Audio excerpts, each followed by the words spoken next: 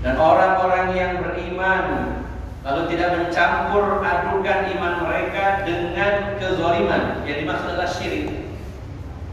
Orang-orang yang beriman murni imannya, tidak bercampur kesyirikan di dalamnya, maka mereka mendapatkan keamanan dari azab Allah dan mereka mendapatkan hidayah, petunjuk dari Allah Subhanahu wa taala. Sehingga ada orang yang salah kaprah berpikir bahwa kalau sudah bertauhid, kalau tidak berbuat syirik, pasti aman, pasti dapat hidayah. Sehingga dia lalai, dia lupa, dia melakukan dosa-dosa yang lainnya selain dosa syirik. Ini kesalahan fatal Bapak Ibu jamaah sekalian. Karena orang yang meninggalkan syirik, dia ahli tauhid tapi melakukan dosa-dosa besar, maka memang betul endingnya dia akan masuk surga karena tauhid yang dia miliki. Tapi kalau dosa-dosa selain syirik dia lakukan, tunggu dulu, urusannya panjang di dunia maupun di akhirat.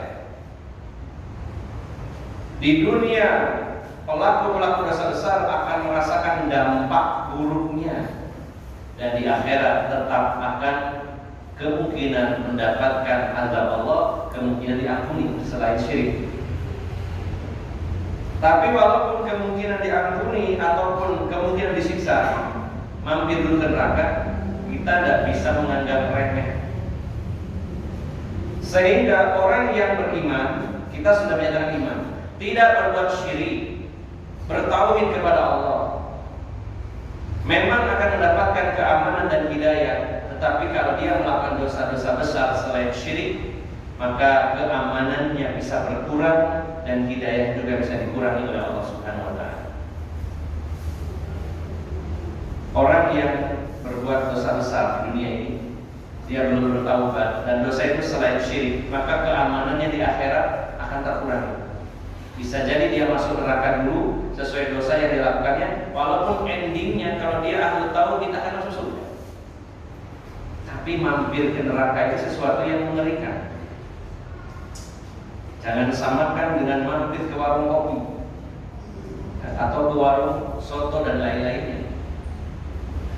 Bukankah seseorang yang pernah dicelupkan ke dalam neraka jahanam hanya satu celupan saja, belum diambil lagi, dia mengatakan pada orang ini orang yang paling bahagia di dunia.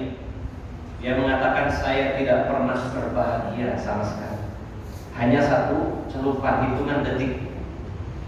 Maka jangan pernah meremehkan api neraka yang panasnya 70 kali panas api dunia yang paling panas. Kulit kita yang lemah ini, daging kita dan tulang kita tidak akan mampu menahan panasnya api neraka. Maka jangan pernah kita remehkan dan merasa sudah cukup bahwa kalau saya bertauhid, saya tidak berbuat syirik, aman. Maka aman dalam arti kalau memang dia murni bertauhid kepada Allah, endingnya memang masuk surga. Karena orang yang memiliki iman, memiliki tauhid, walaupun sebesar biji sawi akan diangkat dari neraka. Tapi jangan sampai kita remehkan dosa, karena kalau kita sampai mampir di dalam neraka, maka sangat mengerikan. Jadi Bapak Ibu jamaah sekalian, target kita nomor 1 adalah masuk surga tanpa hisab, tanpa azab. Ini adalah kelas VIP, masuk surga tanpa hisab, tanpa azab. Setidaknya kelas nomor 2. Kelas apa namanya? Kelas bisnis atau apa? Sebawahnya VIP atau eksekutif. Masuk surga walaupun harus dihisab, dan hisabnya hisab yang mudah.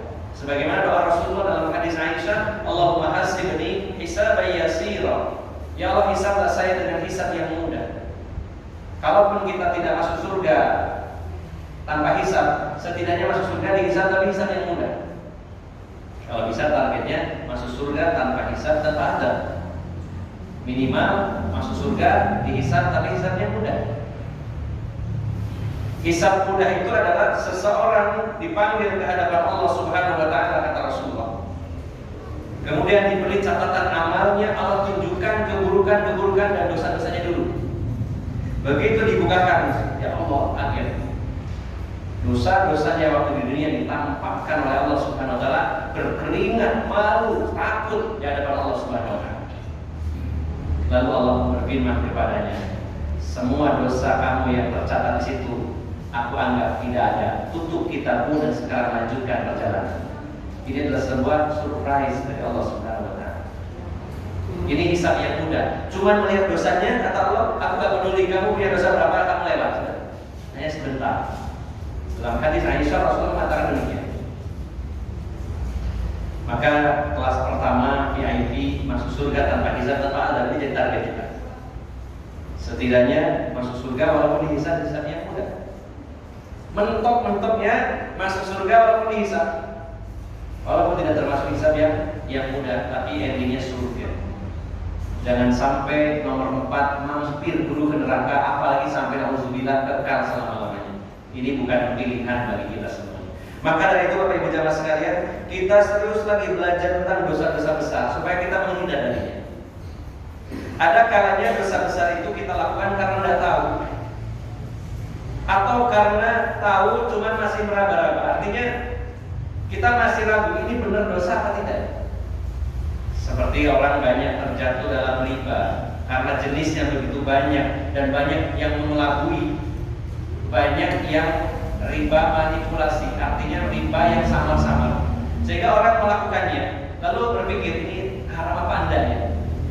Ada orang memang betul-betul nggak tahu, atau ada yang tahu bahwa riba itu haram, cuman jenisnya banyak, jangan-jangan saya jatuh ke dalam. Maka ini perlu belajar lagi bersama-sama. Semoga apa yang luput dari kita karena ketidaktahuan kita, selama kita punya semangat belajar, Allah ampuni. Mudah-mudahan Allah bersihkan karena kita tidak tahu. Maka dari itu kita cari tahu, kita belajar. Kalau sudah tahu, kita perlebar lagi barangkali jenis-jenis yang lainnya yang perlu kita ketahui. Kalau sudah kita tahu semuanya, tetap harus ngaji supaya apa? Termotivasi meninggalkannya. Kita sudah tahu ini dosa, tapi kalau nggak ngaji lagi, kadang-kadang kita ini delewer, apa delewer? Apa ya bahasa Indonesia? Mengabaikan, meremehkan, ya. Karena apa? Sudah lama nggak dikaji. Misalkan bab tentang ghibah, kita anggap remeh. Padahal kalau dikaji kembali, ya Allah, dalilnya begitu banyak, mengerikan siksanya. Sehingga dengan ngaji itu akhirnya kita semakin takut kepada Allah Subhanahu wa taala. Karena hakikatnya orang-orang yang hanya takut kepada Allah itu hanyalah para ulama, orang-orang yang berilmu. Innama yakhshallaha min ibadihi ulama. Hanyalah orang yang berilmu yang takut kepada Allah Subhanahu wa taala. Maka Bapak Ibu jamaah sekalian, dengan ngaji khususnya bab-bab tentang dosa-dosa besar, kita jadi tahu atau lebih luas pengetahuannya dan termotivasi tergerak untuk meninggalkan. Pada malam hari ini kita akan lanjutkan poin yang ke-36. Al-kabiratus sadisah wa thalathun. Dosa besar nomor 36. Yang terakhir kita akan bahas tentang muhalil dan muhalalah. Dosa besar nomor 36. Berarti sudah separuh Pak kita, karena ada 70-an ya. Dosa besarnya sekitar 70, berarti 35 separuh. Tidak tahu yang 35 itu masih ingat atau tidak ya. 35 itu wah. Saya sendiri bisa lupa kalau nggak buka lagi. Ternyata dosa besar itu banyak, belum dosa kecilnya.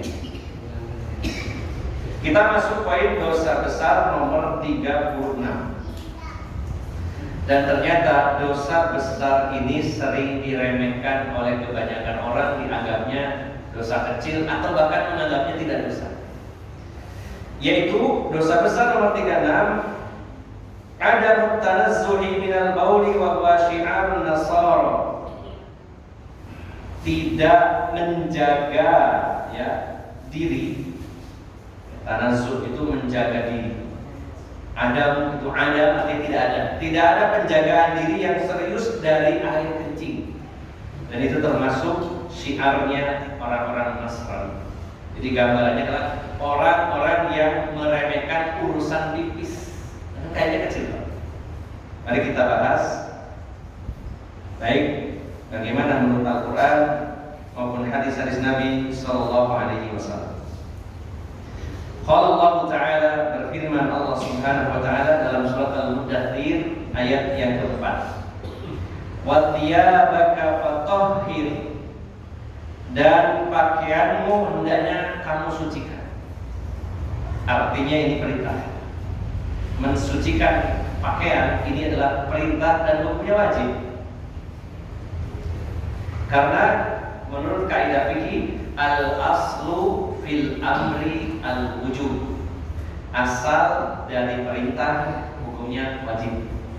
Kalau ada kalimat perintah dalam Al-Quran maupun dalam hadis, pertama kali yang kita pahami itu adalah perintah dan wajib. Kecuali ada dalil-dalil lain yang menurunkan derajatnya menjadi sunnah. Misalkan Allah perintahkan, Rasulullah perintahkan, tapi suatu saat Rasulullah tinggalkan, berarti itu sunnah.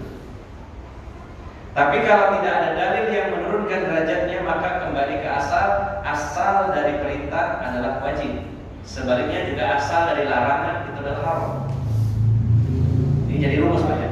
Al-aslu fil amri al-wujub, asal dari perintah hukumnya wajib. Sebaliknya al-aslu fil nahyi at-tahrim, asal dari larangan hukumnya haram. Kalau ada kata la, janganlah, berarti dilarang, itu haram. Tapi kalau perintah, maka itu wajib. Kalimat ini Allah menyatakan wa thiyabaka fatahhir, dan pakaianmu, bajumu hendaknya kamu sucikan. Jangan sampai lalai dari najis-najis yang nempel dalam atau pada pakaian. Kita lanjutkan dulu.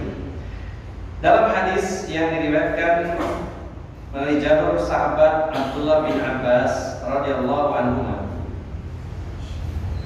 Hadis ini riwayat Bukhari dan Muslim, muttafaqun alaih. Hadis yang terdapat dalam Sahih Bukhari dan Sahih Muslim dari sahabat Abdullah bin Abbas radhiyallahu anhu. Beliau berkata, Ibnu Abbas berkata, marra an-nabiy sallallahu alaihi wasallam bi qabrayn. Faqala innahuma la yu'adzibani wa ma yu'adzibani fi kabir. Amma ahaduhuma fa kana yamsi bin namimah, wa amma al-akhar fa kana la yastabra min al-bawl, ay la yataharrazu minhu. Di dalam hadis Bukhari Muslim, kata Abdullah bin Abbas, dia berkata, suatu hari, satu ketika Rasulullah SAW melewati dua kuburan. Lalu beliau bersabda, sesungguhnya penghuni dua kuburan ini diazab oleh Allah Subhanahu wa Ta'ala, dan tidaklah dia diazab kecuali dan tidaklah dia diazab karena sesuatu yang besar. Jadi maksudnya begini, ada dua kuburan dan dua penghuni, dua-duanya diazab oleh Allah. Dan diazabnya ini bukan karena perkara yang besar, artinya perkara. Nah, cuman di sini para ulama menjelaskan maksudnya itu bukan hakikatnya kecil, tapi banyak orang menganggapnya kecil. Ya. Bukan berarti oh ini disiksa karena hal kecil, tidak. Ini disiksa karena perkara yang sering dianggap kecil oleh manusia, gitu maksudnya. Sesungguhnya keduanya benar-benar diazab, ya. Dan keduanya diazab karena sesuatu yang dianggap kecil atau tidak besar, kebalikannya kecil. Adapun yang pertama, maka dia berjalan ke sana ke sini untuk mengadu domba. Bukan berarti bawa kambing kemana-mana, ya. Diadu. Artinya dia senang ke sana kemari dalam rangka mengadu domba. Namanya mengadu domba berarti kan harus ada dua kubu yang diadu, ya, ke sana ya ke sini. Bahasa umumnya jadi provokator. Bahasa lainnya adalah jadi tukang kompor, ya. Bukan sebenarnya tukang kompor, ya, tapi suka manasin. Jadi yang tadinya dingin dengan dingin didatangi ke sini dipanasin sampai panas umum, buntu-buntu datang ke sini dipanasin juga. Dua-duanya. Kalau panas salah satu mungkin nggak jadi percekcokan. Yang ini panas, yang ini dingin, ketemu. Murid-murid di sini tetap dingin. Ya ada kemungkinan kalau dia tidak ikut panas, tidak akan terjadi perkelahian, percekcokan, permusuhan. Jadi yang satunya panas, satu dingin, ketemu ya biasa. Salah satu toh. Tapi karena diadu domba biasanya dua-duanya dipanas. Ya. Karena tidak akan terjadi adu domba itu kalau dua-duanya nggak emosi. Kalau yang emosi yang tidak, mungkin lari gitu. Harus dua-duanya. Maka yang pertama, orang ini disiksa di dalam kuburnya karena dia suka mengadu domba. Hati-hati, adu domba di sini sering saya sampaikan bukan hanya antar dua kubu yang mungkin berjauhan, bisa jadi dua orang yang tadinya berdekatan. Contohnya seorang suami dan istri, dia adu domba. Kadang-kadang lisannya tidak dijaga, memanas-manasi salah satunya atau dua-duanya. Bisa jadi salah satunya, tapi setelah yang ini panas datang kepada yang dingin panas juga. Ya, misalkan nih, acaranya nengok bayi, ada nengok bayi. Ini pernah terjadi. Ibu-ibu nengok bayi, otomatis ketemu ibu yang baru melahirkan. Ditanya sama yang nengok ibu, sampai babaran itu oleh hadiah apa atau baju sampai? Gak tahu ya, aku babaran ping 5 gak tahu kayak hadiah. Sampai hari temen bojone ya, aku loh babaran ping pindo karena barangnya hadiah. Baju sampai gak bener. Sampai loro sih babaran ibu, soro, loro, taruhan nyawa masuk gak dikasih hadiah. Awalnya nyambangi bayi, ya. Gara-gara omongannya, akhirnya si istrinya mikir, iya ya aku wis ping 5 ya. Bersimbah darah. Yang tadinya aman-aman saja mesra sama suaminya, akhirnya suaminya datang tiba-tiba cemberut. Apa ini ya, mari babaran kok merong-merong murung. Itu hak, ya, pernah terjadi. Murung. Setelah tanyain sampai namun mas pancokul babaran ping pindo ada dia. Babaran. Aku harus ping 5 gak tahu ya apa. Akhirnya jadi bertengkar. Ya untungnya kalau suaminya nggak dipanasin sekalian, ya mereda, bisa mereda. Tapi ini bahaya, ini namanya adu domba. Antara ayah dengan anak yang tadinya aman-aman saja, gara-gara provokasi jadi bisa bertengkar. Sampai punya dua anak piro, loro, wis kerja, bos kerja, situ nang Bandung, situ nang Jakarta, enak kerjanya gajinya wakil. Berbulan yang ini situ 1 juta, situ 1 juta, 2 juta dulu. Oh, 1 juta, kerja apa itu 1 juta? Anak gue 5 juta, nah, mulai kan dipanasin. Wah, so 5 juta, iya.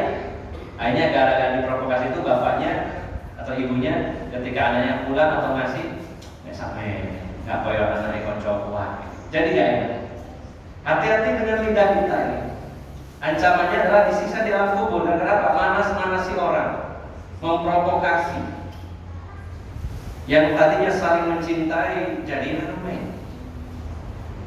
Katanya seru lihat orang terus, ayo terus dikeploi, semangati. Ya. Jadi sudah muncul api, ini api disoi bensin sekalian lah, rame. Alhamdulillah. Ini salah satu kubur disiksa karena penghuninya dulu waktu di dunia suka jalan ke sana ke sini mengadu domba. Maka dari sekarang kita jauhi. Justru kalau bisa itu ngedem Pak. Jangan panas-panasin ngedem. Ada orang yang panas, terima kok itu. Mungkin salah paham, sampai healing lah istighfar. Oh itu salah paham. Aku ini mereka ketemu orang yang agak idem. Yang tadinya untuk jadi turun. Itu yang terbaik. Ini namanya islah. Al-islahu bainan nas, mendamaikan manusia. Justru harus seperti itu. Jangan malah kesempatan untuk panas bisa. Jangan. Kasihan. Kasihan itu. Ini yang pertama, disiksa di alam kubur karena suka namimah, yaitu adu. Kemudian yang kedua, yaitu yang satunya lagi adalah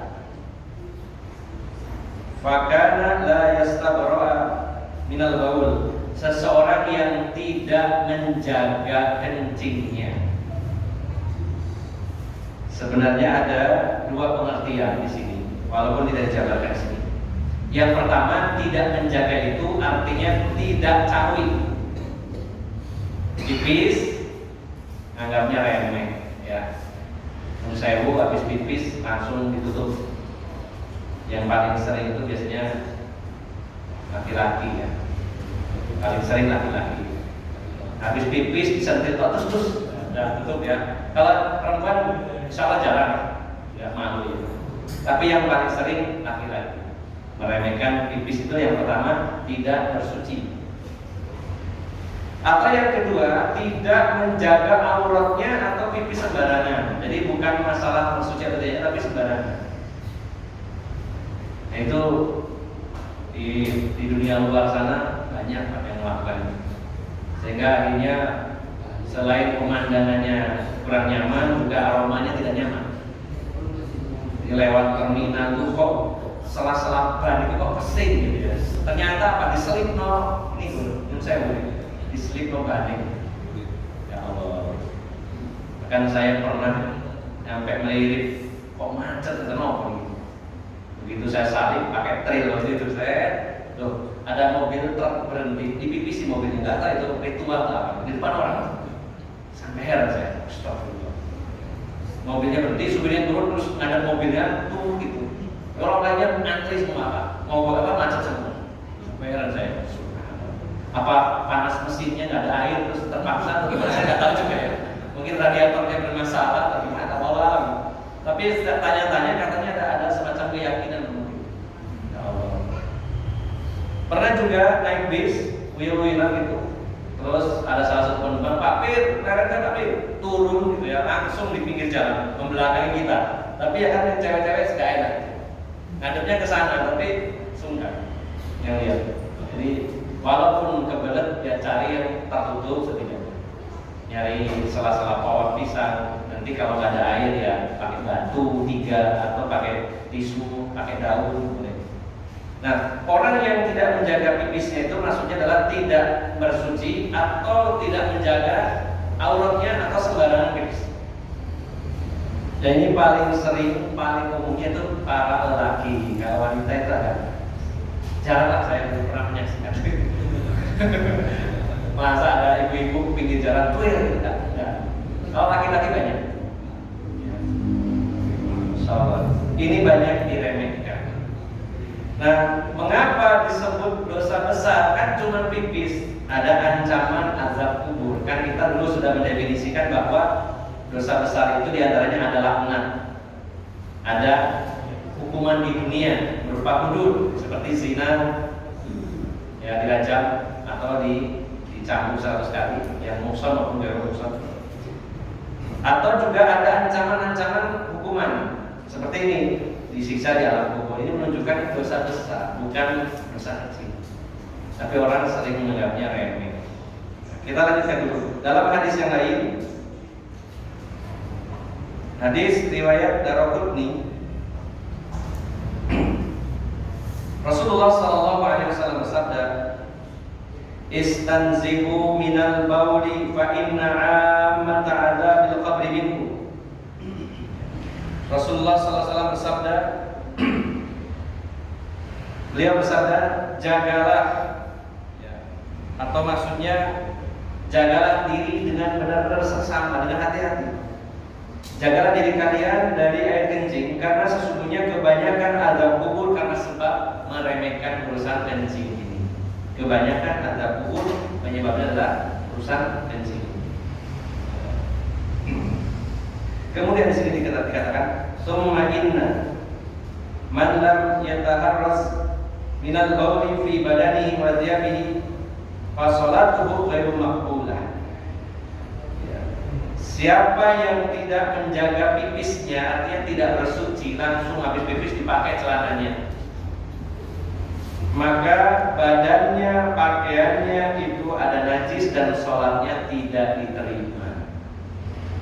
Misalkan habis pipis sudah cawi, langsung pakai celana, badannya sendiri ada najisnya, kena pakaiannya juga najis, dan sholatnya tidak diterima alias tidak sah. Karena salah satu syarat sholat adalah suci dari hadas besar dan kecil, dan juga suci dari najis, baik di badan, di pakaian maupun di tempatnya.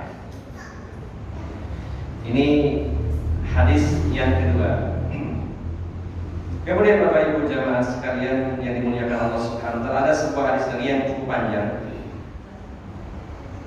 yaitu riwayat Tabrani. Hadisnya cukup panjang, saya persingkat. Rasulullah sallallahu alaihi wasallam bersabda. Ini hadis dari Syaqi ibn Malik al-Asba'i. Arba'atun yu'duna ahlan nar 'ala ma bihim minal adab. Yas'auna ma bainal hamim wal jahim wa yad'una bil waili wal thuburi wa yaqulu ahlun nari li ba'dihim al ba'd ma balagha ulai qad aduna 'ala ma bina minal adab. Ada 4 penghuni neraka. Ada 4 penghuni neraka.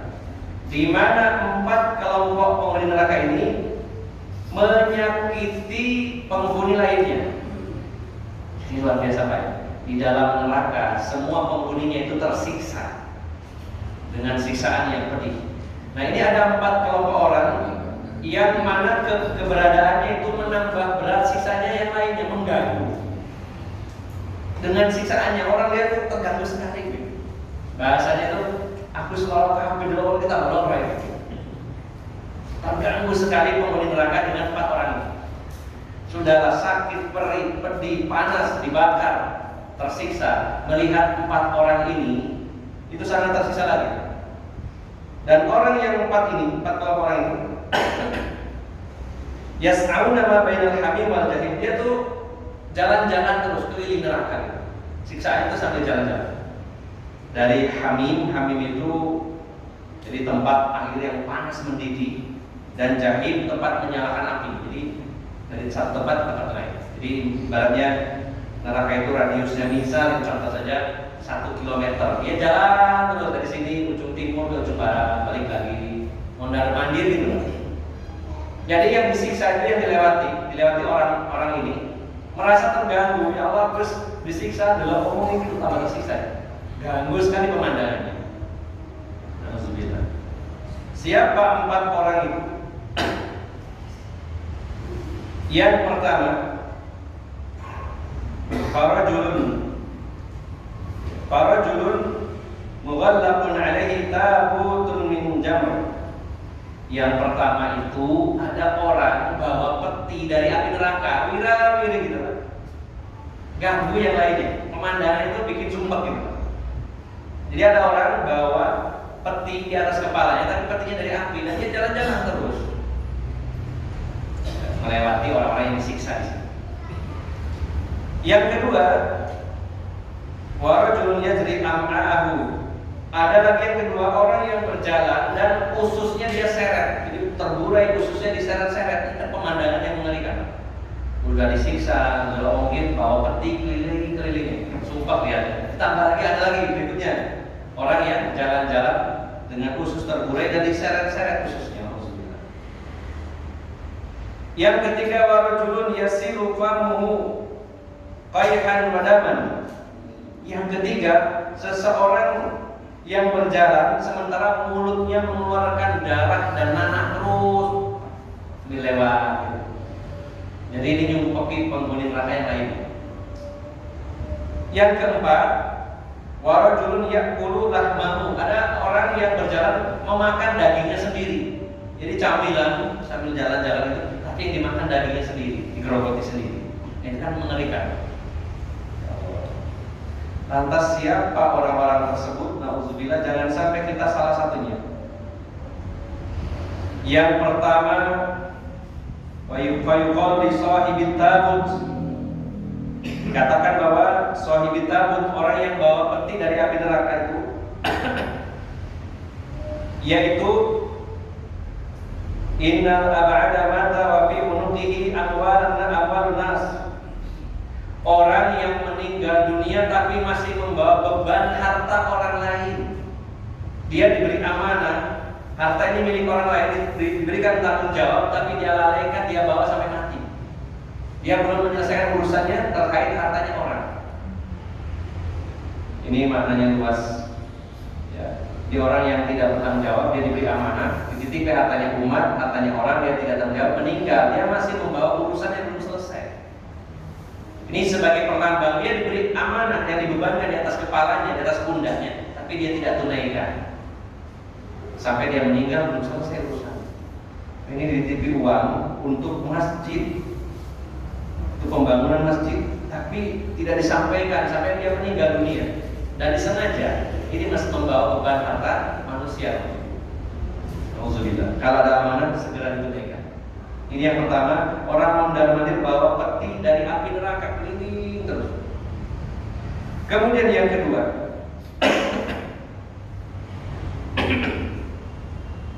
orang yang berjalan dengan membawa ususnya yang terburai, yang diseret-seret adalah, yaitu orang yang suka menyakiti orang lain. Jadi orang yang suka menyakiti orang lain, kesana kesini menyakiti orang lain, yaitu qad adzana ala ma bana min adab. Maaf, yang kedua ini, yaitu orang yang la yubali aina ma asabal baul. Oh maaf, yang kedua ya. Jadi orang yang bawa usus terburai tadi, berjalan usus terburai itu adalah orang yang tidak memperdulikan di mana dia pipis, wala yagsiluhu, dan dia tidak tahu. Di orang yang sembarangan dalam urusan pipis di dalam neraka, khususnya terburai dan jalan-jalan dan membuat sumpah penghuni neraka yang lain. Ternyata banyak yang diremehkan, sebabnya adalah karena dia sembarangan pipis atau dia tidak bersuci dengan atau setelah pipis tersebut. Ini yang ketiga. Kemudian yang keempat, yang ketiga ya. Yang ketiga, tsumma yuqalu lilladzi yasiru famuhu qayhan wa dama. Kemudian dikatakan orang yang berjalan dengan mulutnya mengeluarkan nanah dan darah, yaitu kana yanzuru kula kalimatin qabihatin fayastariduha. Ada orang yang mengeluarkan kata-kata yang jelek dan dia menikmatinya, mengatakan kata-kata yang buruk, dia dengan santainya, dengan tenangnya, tidak merasa bersalah. Dan maknanya luas Pak, kata-kata buruk itu bisa berupa kata-kata yang menyakitkan orang lain dan dia menikmatinya, berlezat-lezatan, artinya dia tidak merasa bersalah, asal merujuk, bahasa kasarnya asal jeplak. Jadi ngomong menghina orang, dia menikmati itu, dia nyantai, wajahnya lurus-lurus saja, gak merasa menyesal, gak merasa bersalah. Bisa juga ucapan-ucapan buruk lainnya seperti berdusta, berbohong. Dalam hadis Nabi yang lain, orang yang biasa berbohong di alam kuburnya adalah mulutnya akan dirobek-robek sampai hari kiamat, terus robek, balik lagi robek lagi, terus begitu. Alhamdulillah ya Allah. Kita sariawan 1-2 saja Pak, sakit luar biasa. Gimana dirobek terus-terusan sampai hari kiamat di alam kubur. Kalau masuk kepada hadis yang ini, yaitu orang yang ngomong yang buruk-buruk, tapi dia nyantai melakukannya, profesional, nyantai saja, berbohong, tapi dia gak merasa bersalah, atau menghina orang, atau memfitnah orang, atau ucapan-ucapan buruk lainnya, dan dia bersenang-senang dengan itu, tidak merasa salah, tidak merasa berdosa. Maka dia berjalan-jalan di neraka sambil mulutnya mengeluarkan nanah dan darah.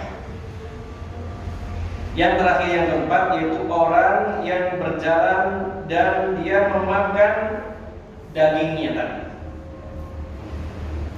Maka orang tersebut adalah innal ab'ada kana ya'kulu luhumun nas.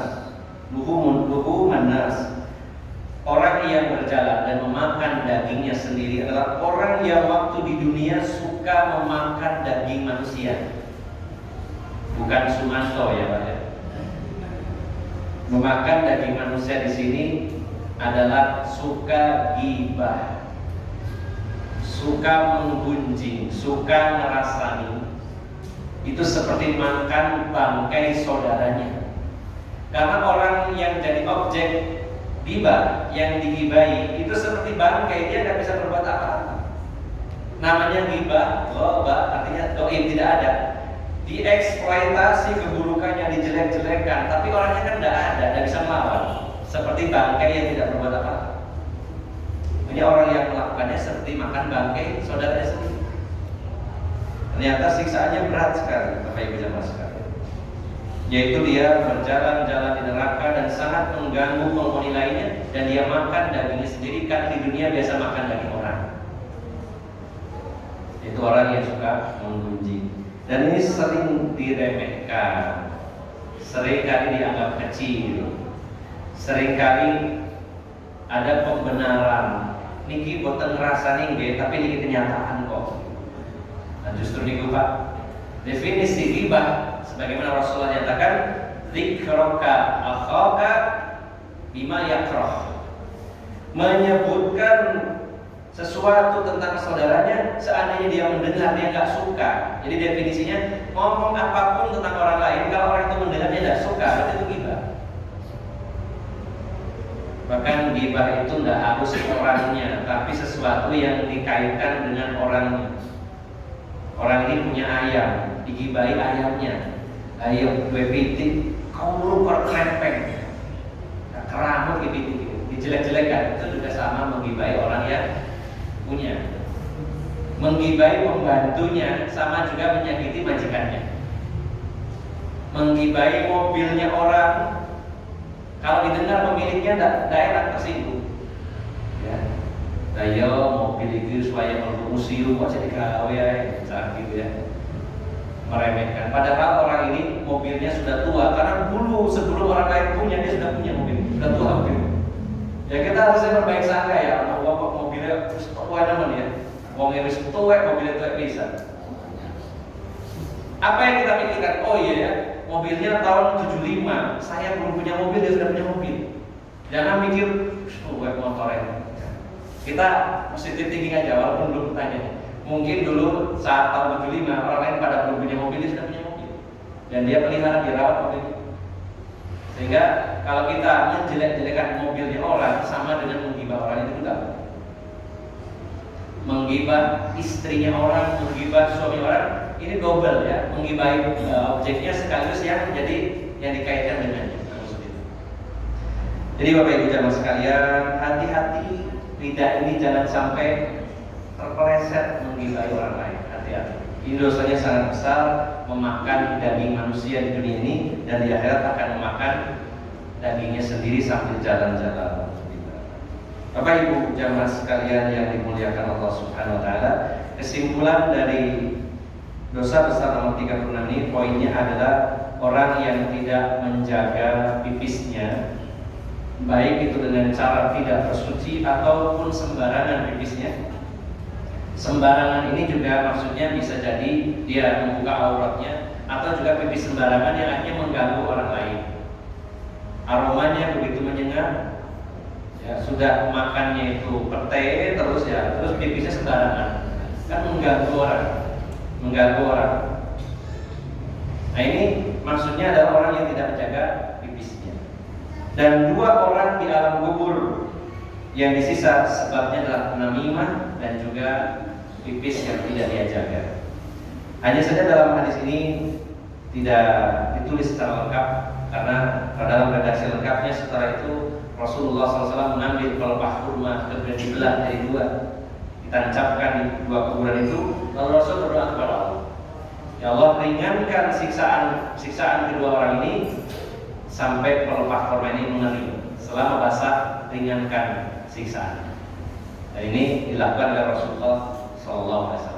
Ini tidak bisa dijadikan dalil yang mana berarti kuburannya dikai kembang ya. Itu lain lagi kalau itu ya. Itu adat istiadat dari Hindu Buddha. Jadi jangan dipaksakan dengan dalil bahwa Rasulullah pakai pelepah kurma, di sini pakai bunga. Kalau bunga memang sebelum ada hadis itu di Indonesia sudah ada ritual seperti itu, dikasih bunga. Karena beda sekali ya pelepah korma dengan bunga, dan juga yang dilakukan Rasulullah khusus untuk Rasulullah. Jadi kita tidak asal nyari pelepah apa saja tancapno terus nanti orangnya nggak disiksa. Siapa ada yang dapat jaminan seperti itu? Itu dilakukan oleh Rasulullah SAW dan doa beliau makbul. Ya usaha kita hanya mendoakan saja, mendoakan supaya penghuni kubur dapat nikmat kubur, dijauhkan dari siksa kubur. Ya.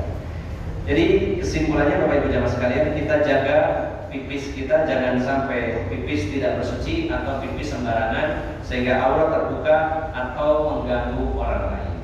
Mudah-mudahan Allah senantiasa menjaga kita semuanya dari segala dosa-dosa besar dan juga termasuk dosa-dosa yang kecil.